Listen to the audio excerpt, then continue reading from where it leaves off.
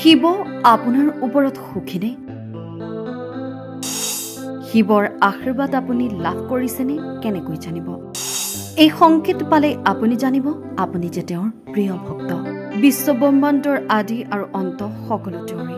তথাপি কিন্তু ভগৱান শিৱতকৈ অধিক দয়ালু আৰু নিৰ্দোষী কোনো নাই। কোনোবাই যদি সঁচা হৃদয়েৰে তেওঁক বেলপাত্ৰ আগবঢ়ায় তেন্তে শিৱ ইমানেই দয়ালু যে তেওঁ সিমানতেই সুখী হৈ পৰে। সেইবাবে আমি তেওঁক ভোলানাথ বুলি কওঁ। কোনো অসুৰেও যদি তেওঁক সুখী কৰে ভোলানাথে তেওঁক আকাংক্ষিত বৰদান দিয়ে। ভোলানাথ এনেকুৱাই। ভগৱান শিৱ যেতিয়া আপোনাৰ ওপৰত সুখী হয় তেতিয়া তেওঁ কিছুমান সংকেত দিয়ে, আৰু যদি আপুনি সেইবোৰ চিনি পায় তেন্তে আপুনি অতি ভাগ্যৱান, কাৰণ ভগৱান শিৱ নিজেই আপোনাৰ ওপৰত সুখী। প্ৰথম চিনটো হ'ল যেতিয়া আপুনি ভগৱান শিৱক দেখে তেতিয়াই আপোনাৰ মনটো সুখী হৈ পৰে আৰু আপুনি এক অসীম শান্তিৰ অনুভৱ কৰে।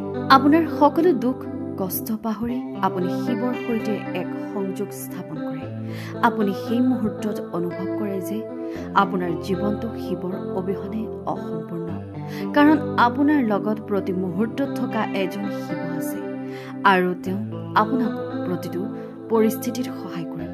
কোনো ভক্তই যেতিয়া নিজৰ ঈশ্বৰক দেখাৰ লগে লগে কোনো কাৰণ নোহোৱাকৈ সুখী হয় তেতিয়া বুজিব লাগে যে তেওঁ ঈশ্বৰৰ সৈতে সংযোগ স্থাপন কৰিছে আৰু তেওঁৰ ওপৰত ঈশ্বৰ অতি সন্তুষ্ট। কোনো ব্যক্তিৰ ওপৰত যদি ভগৱান সন্তুষ্ট হয় তেন্তে তেওঁ সেই ব্যক্তিজনৰ প্ৰতি বিশেষভাৱে দয়ালু হৈ পৰে, আৰু যিজনে মহাদেৱক সন্তুষ্ট কৰে তেওঁতকৈ অধিক সৌভাগ্যৱান কোন হ'ব পাৰে। আপোনাৰ সময় যে সলনি হৈছে সেয়াই দ্বিতীয় চিন, অৰ্থাৎ আপোনাৰ জীৱনত সুখ প্ৰগতি শান্তি এই সকলোবোৰ বাঢ়ি গৈছে, আৰু দুখ সমস্যা বেয়া সময় এই সকলোবোৰ লাহে লাহে শেষ হৈ গৈছে। আপুনি আগতকৈ অধিক মুক্তভাৱে আপোনাৰ জীৱনটো কটাবলৈ আৰম্ভ কৰিছে। আপোনাৰ আত্মবিশ্বাস বৃদ্ধি পাইছে। আপুনি বেছিভাগ কামতে সফলতা লাভ কৰি থকাৰ আৰু মানুহৰ দৃষ্টিত আপোনাৰ সন্মান বৃদ্ধি পোৱাৰ কাৰণ এইটোৱেই। আপোনাৰ জীৱনটো দিনক দিনে ভাল হৈ অহাৰ কাৰণ হ'ল যেতিয়া ভগৱান আপোনাৰ ওপৰত সন্তুষ্ট হয় তেওঁ আপোনাৰ জীৱনৰ সকলো সমস্যা দুখ আৰু যন্ত্ৰণা দূৰ কৰে। তেওঁৰ আশীৰ্বাদ আপোনাৰ লগত সদায় থাকে আৰু আপোনাৰ জীৱনটো সুখেৰে ভৰি পৰিবলৈ আৰম্ভ কৰে।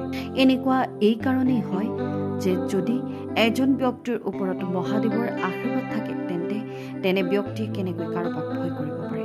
কোনো ব্যক্তিয়ে যদি ভগৱান শিৱক সন্তুষ্ট কৰে তেন্তে শিৱই তেওঁক গোটেই জীৱন সুখী কৰি ৰাখে আৰু তেওঁৰ ওপৰত নিজৰ আশীৰ্বাদ